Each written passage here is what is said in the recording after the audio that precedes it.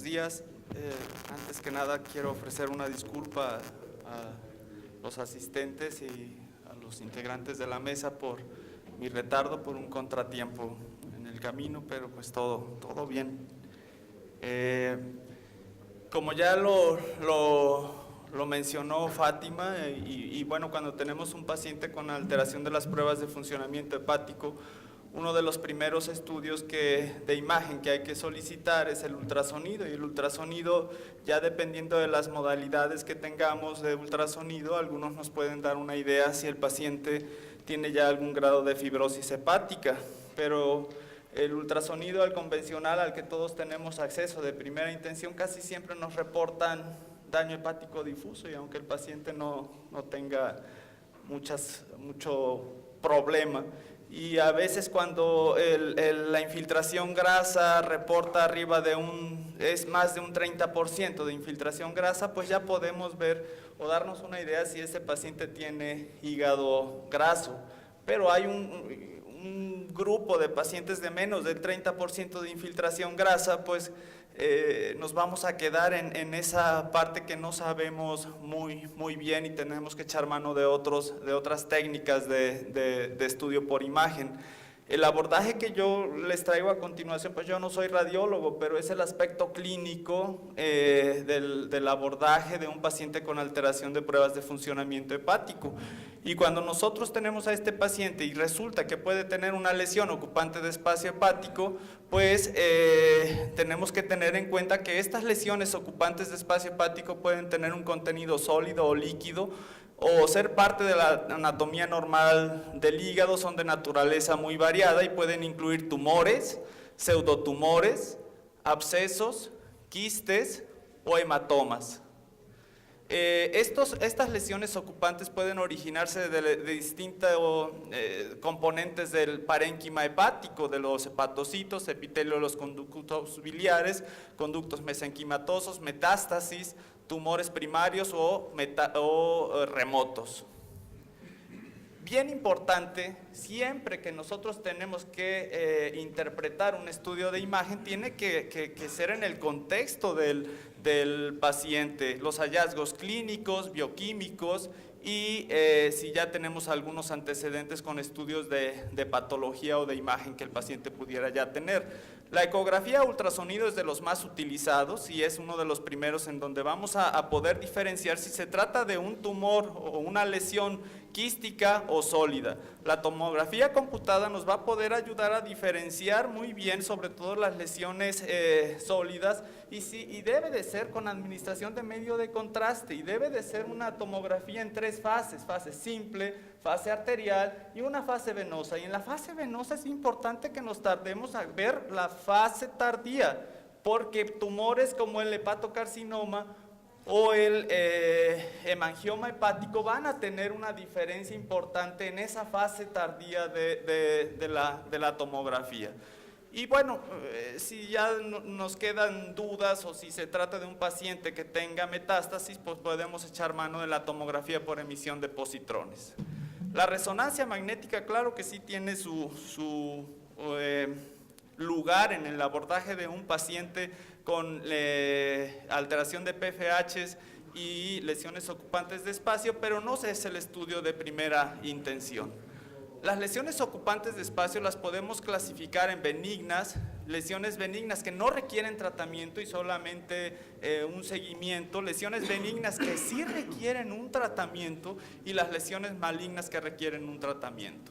Un hemangioma hepático lo podemos diferenciar muy bien desde un estudio ultrasonido, ya están muy bien descritas las características sonográficas del hemangioma, y tomográficas, como les decía hace rato, que tienen en la fase arterial tienen un reforzamiento centrípeto, en la fase venosa hay reforzamiento, pero lo más importante es la fase venosa tardía, que tienen un reforzamiento tardío estas lesiones.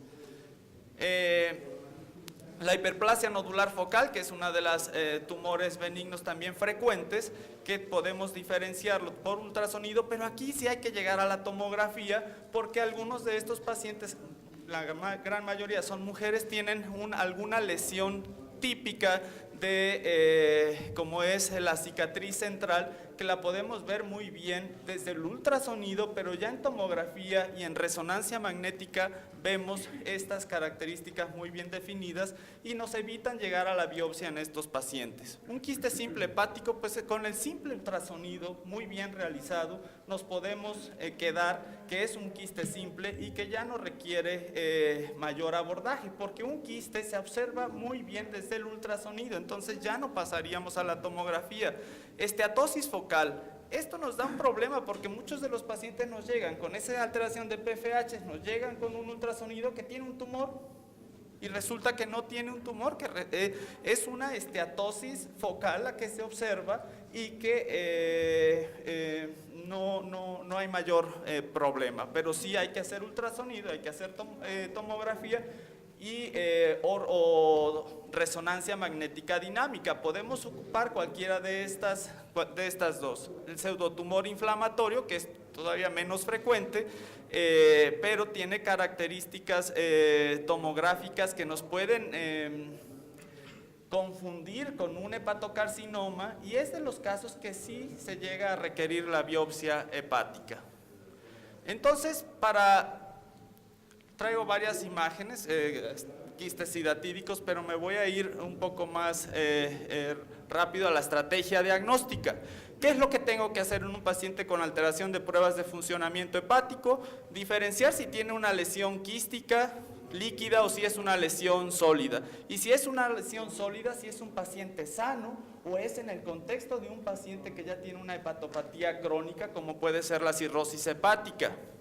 O si este paciente ya tiene alguna neoplasia extrahepática y que podemos sospechar de metástasis. ¿Qué hago entonces? Por un ultrasonido diferencio si es una lesión líquida o si es una lesión sólida. Si resulta que es una lesión líquida, si es un paciente sano y sin ningún otro problema, y es clásica la imagen de un quiste, pues ahí me quedo. Pero si es sintomático y es un quiste atípico, como el que muestro en la imagen, entonces sí tengo que ser muy cuidadoso, porque tengo que utilizar otros métodos diagnósticos, como puede ser la tomografía computada con serología para diagnosticar quiste hidatídico, o ver si se trata de la imagen típica de un absceso, en donde se observa esa imagen de edema que rodea al absceso, edema perilesional, y considerar si es una imagen atípica el aspirado con aguja fina, para diferenciar entre metástasis quísticas, cistadenoma o absceso. ¿Qué pasa si es una lesión sólida? Si es una lesión sólida y es un paciente sano, asintomático, puedo sospechar de un hemangioma ya por ultrasonido o metástasis, o un paciente que tenga cirrosis hepática, un hepatocarcinoma.